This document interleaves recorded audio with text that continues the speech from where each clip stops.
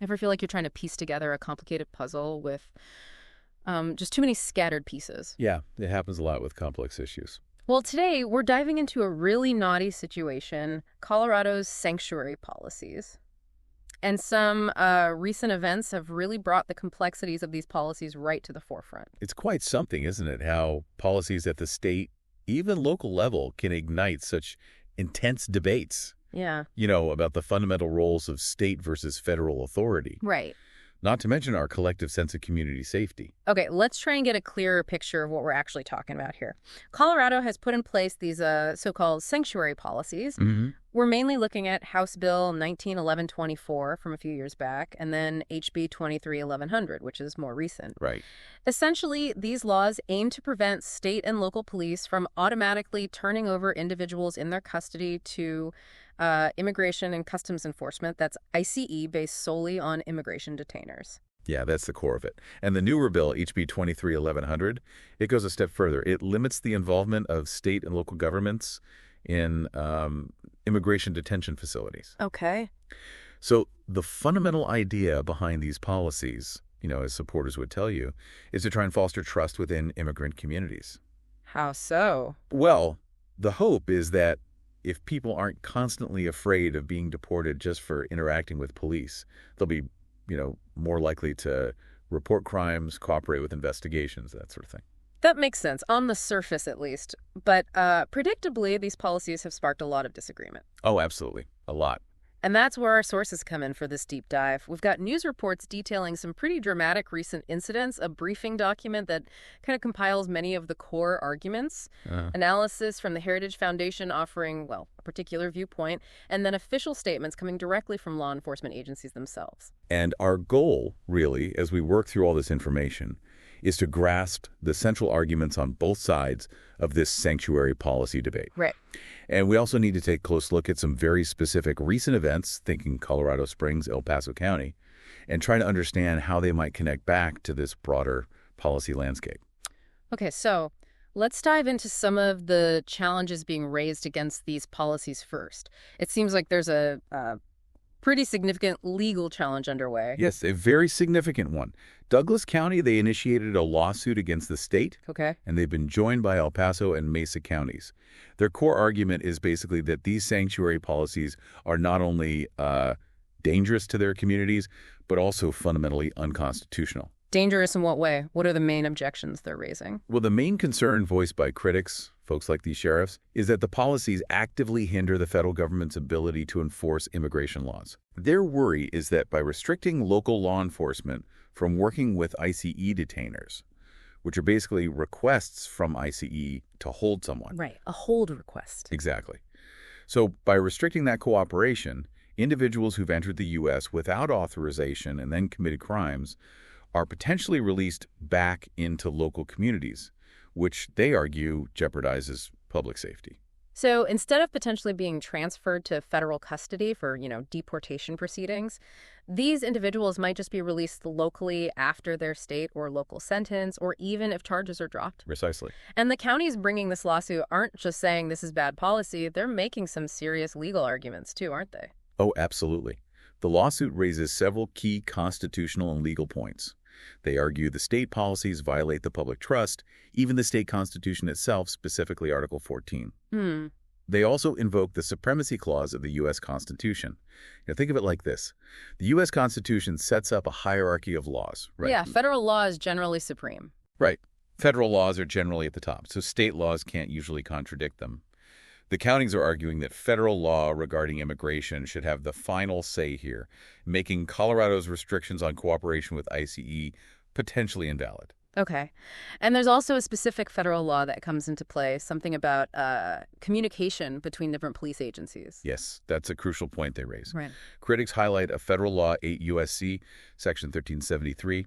I believe that explicitly states there shouldn't be restrictions on communication between federal, state, and local law enforcement agencies regarding someone's immigration status. So the argument is Colorado's laws are creating such restrictions. That's exactly their argument. They say these state laws directly block that communication and cooperation pathway.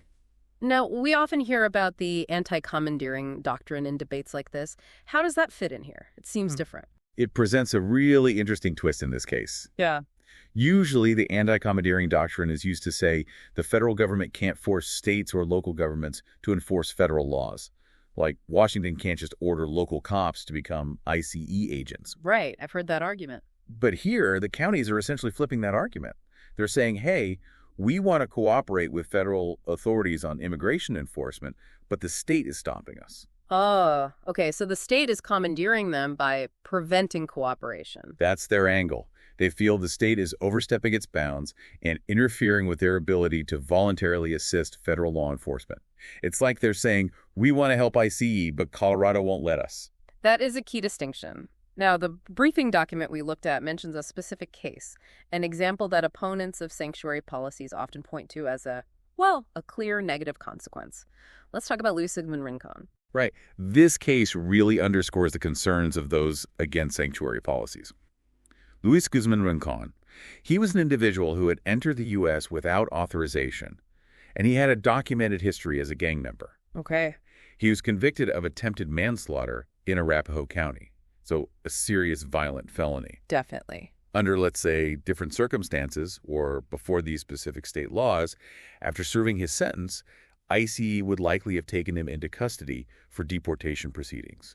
That's the federal process for removal. But that didn't happen here because of Colorado's sanctuary laws, correct? Exactly. The Colorado Department of Corrections released him, despite an active ICE detainer, that hold request we mentioned. They had it, but state law restricted them from honoring it in the way ICE wanted. And what happened then? And this is the really troubling part for critics. He remained free, living in the community for nearly 5 years. Almost 5 years, yeah. Before ICE was finally able to locate and apprehend him in Aurora. Critics argue this situation is a stark illustration of how these policies can potentially lead to dangerous individuals remaining at large. It takes the abstract policy debate and grounds it in a very real and concerning scenario. It certainly makes the abstract feel more concrete. Now, let's shift focus a bit to the money side of things. It looks like there are some significant financial implications tied to these policies as well. Indeed. Let's talk about the State Criminal Alien Assistance Program, or SCAPE, S-C-A-P. Okay, SCAPE-P. What is that? It's a federal program. It's designed to reimburse states and counties for some of the costs they incur when they incarcerate individuals who are in the country without authorization and have also committed state or local crimes. The idea is to help offset some of that financial burden on local taxpayers. So places like, say, Denver, which probably has a significant jail population, would typically apply for this reimbursement to get some of that money back? You would absolutely assume so. It's federal money meant for exactly that purpose. However, according to the analysis from the Heritage Foundation, Denver reportedly hasn't applied for SCAPE reimbursement since 2016. Since 2016? Why would that be? Well, the analysis suggests this might be an intentional move. Perhaps, the speculation goes, the city is avoiding the process to maybe keep the actual number of criminal migrants within their jail system less transparent or public. So, beyond just the lost dollars, the implication could be a political stance that potentially obscures data about who is actually in their custody. That definitely raises questions about transparency, yeah. And what's the potential financial hit from that decision if they had applied? It could be quite substantial. The analysis estimates that if the number of criminal migrants in Denver's jails stayed roughly consistent with pre-2016 levels, the city might have missed out on receiving over $9.6 million in federal funds just between 2016 and 2024. Wow, $9.6 million. That's not small change. That could fund quite a few things. Absolutely. Public safety initiatives, community programs, you name it.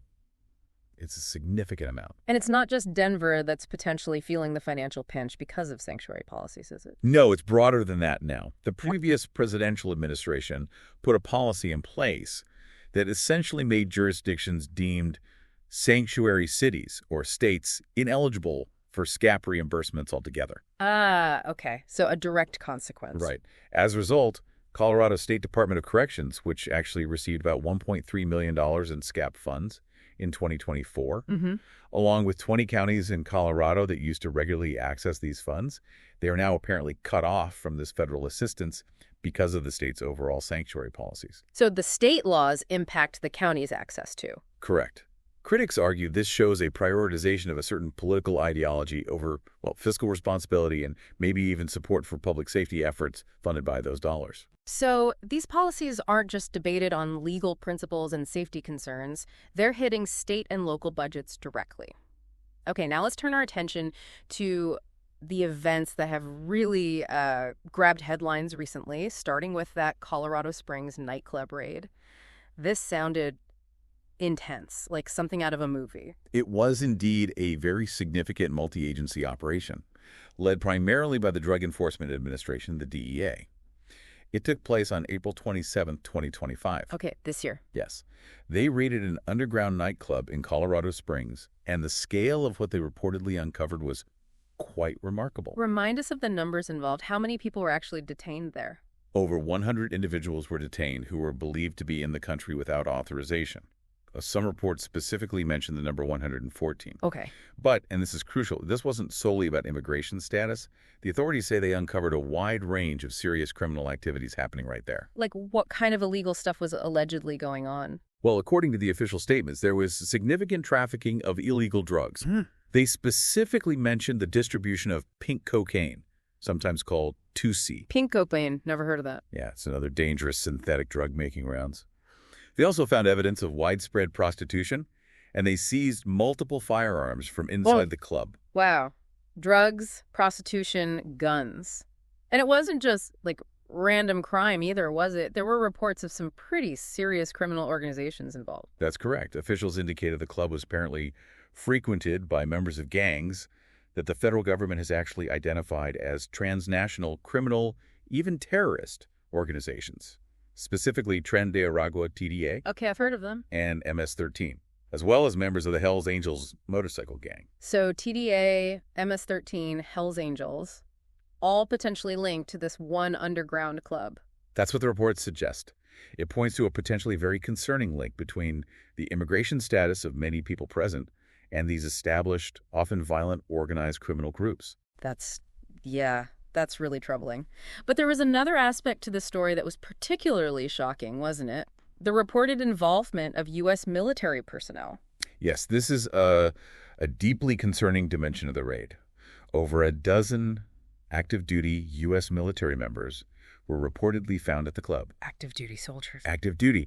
And what makes it even more disturbing is that some were allegedly working as armed security for these illegal operations. Armed security? For a club allegedly involved in drug trafficking and prostitution linked to groups like TDA and MS-13. That's the allegation reported by officials. Yeah. Yeah. It raises a lot of questions about vetting, about oversight, about what exactly was going on there. Unbelievable. What was the immediate response regarding these military members? What happened to them? They weren't taken into ICE custody like many others at the scene. Instead, federal officials confirmed these active duty service members were handed over to the U.S. Army Criminal Investigation Division, CID. Okay, the Army's own investigators. Right, for further investigation, working alongside the DEA. So the military itself is now deeply involved in investigating the extent of their personnel's alleged criminal activity here. Wow.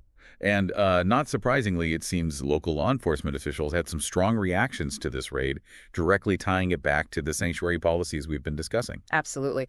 Douglas County Sheriff Darren Weekly, who's part of that lawsuit against the state, he didn't mince words. What did he say?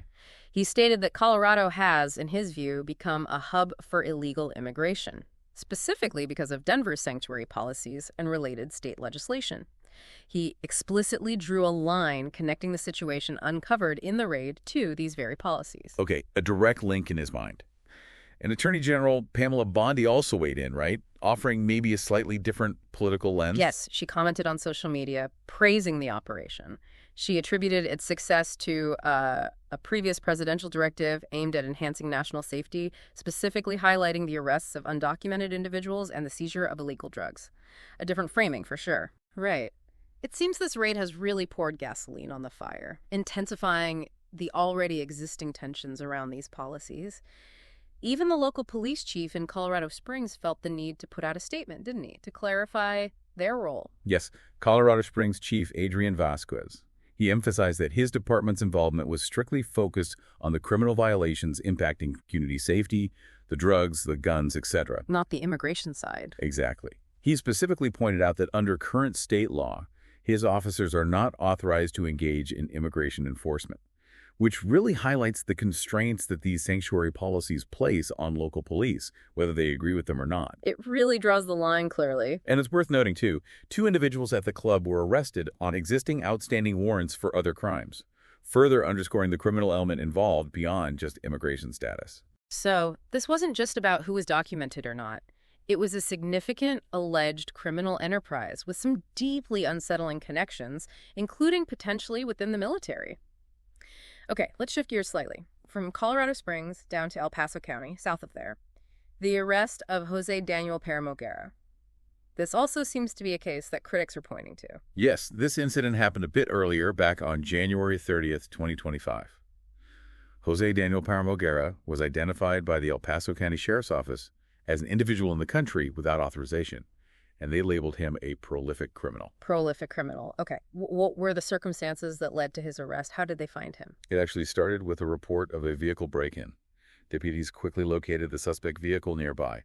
Turns out the vehicle itself, a Ford F-150, had been reported stolen back in November 2024. Ah, so a stolen truck involved in another potential crime? Right. The vehicle had 2 occupants. After a brief vehicle pursuit, both individuals bailed out and tried to flee on foot. Okay, a foot chase. And law enforcement managed to catch Paramoguera. Yes. They used a drone initially to track his movements, which helped narrow the search area, even though weather apparently hampered the drone eventually. Using his last known location from the drone feed, they ultimately apprehended him on the grounds of the Fountain Valley School. On school property. And what did the authorities find when they searched the stolen truck he'd been in? Quite a haul, actually. They recovered a stolen firearm, which, interestingly, had also been reported stolen back in November, same time frame as the truck. They also found quantities of heroin and marijuana, items associated with narcotics, distribution scales, baggies, that kind of thing, and a significant amount of stolen retail merchandise. So it paints a picture of someone allegedly involved in a whole range of criminal activities. Right. Theft, drugs, guns. But it wasn't just the immediate alleged crimes that were the issue, was it? There were also problems surrounding his actual identity and background. That's a really critical aspect of this case, yeah. Paramoguera was found to be carrying fake personal and immigration documents. Fake ID, fake green card, potentially. Trying to hide who he was. It's exactly. Further investigation revealed he apparently had a history of using fraudulent identities, including, they said, in connection with previous violent crimes. ICE later confirmed his actual identity based on his extensive criminal record. So he was actively using false identities, allegedly to continue committing crimes and avoid detection or deportation. And the local sheriff, Sheriff Roybal, also had some strong words about this arrest. Yes, El Paso County Sheriff Joseph Roybal. He emphasized the inherent dangers his deputies face dealing with situations like this pursuits armed suspects. Sure. And he specifically highlighted how Paramoguera had allegedly repeatedly exploited false identities in an attempt to evade the justice system. He underscored his office's commitment to holding offenders like him accountable, regardless of the challenges. It really seems that both this Colorado Springs raid and the arrest of Paramoguera in El Paso County are being used quite effectively, perhaps, by those who oppose sanctuary policies. They're arguing these policies inadvertently create an environment where dangerous individuals can operate with, let's say, a reduced fear of federal immigration consequences kicking in quickly.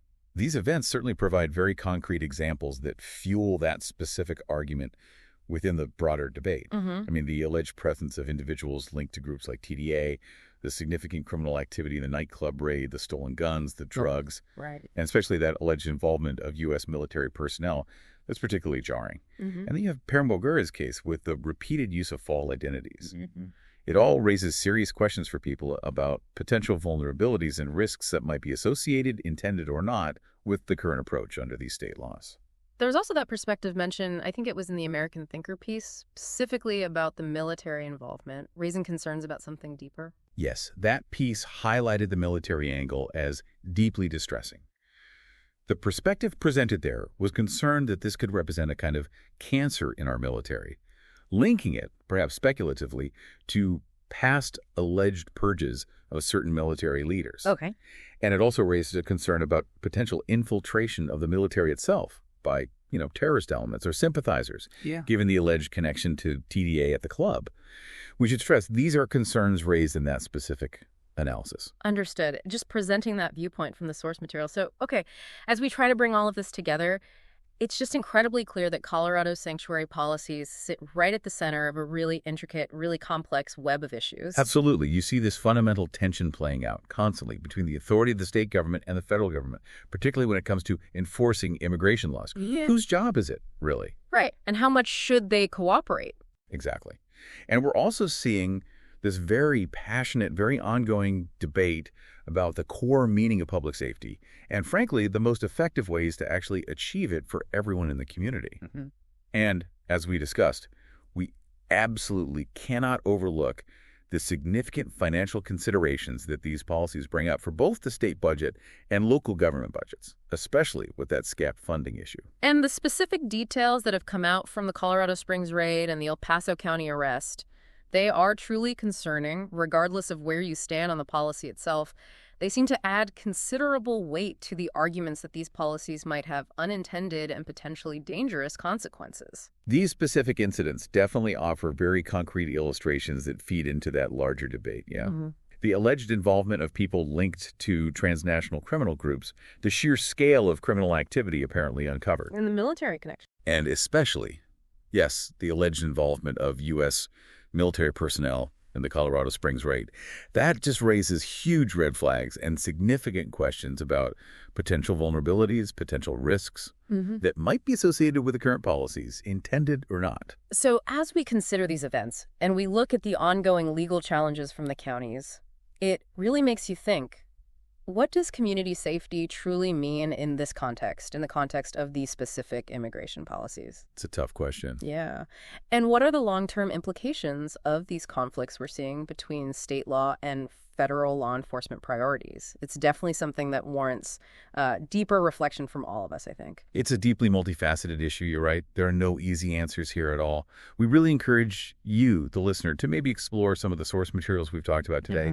Consider the different perspectives being presented from law enforcement, from policymakers, from analysts, and, draw your own informed conclusions about these critical policies and the real impact they have on our communities.